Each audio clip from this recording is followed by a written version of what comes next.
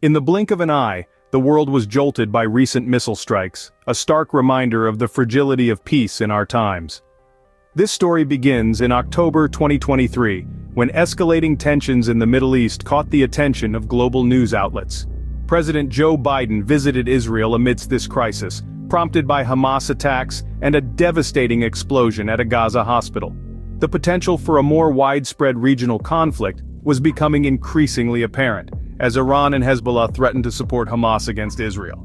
In response, the United States made a strategic move by deploying 2 of its aircraft carriers near Israel, a clear show of support. Analysts warned of potential American involvement if Israel were to face threats from multiple fronts. Fast forward to November 2023. Israel responded to the escalating aggression by deploying missile boats to the Red Sea.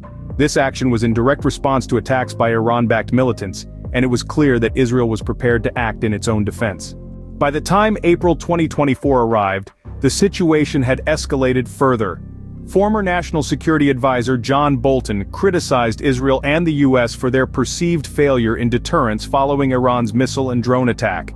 He called for a strong, disproportionate response from Israel to re-establish deterrence, even suggesting the targeting of Iran's nuclear program. The climax of this saga, however, unfolded when Israel launched missile strikes into Iran. This action was a direct response to Iranian attacks on Israel, leading to concerns of a wider regional conflict.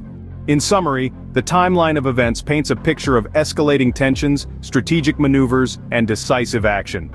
From President Biden's visit to Israel in October 2023, to the deployment of US aircraft carriers, to Israel's missile strikes into Iran in April 2024, the situation in the Middle East remains as volatile as ever.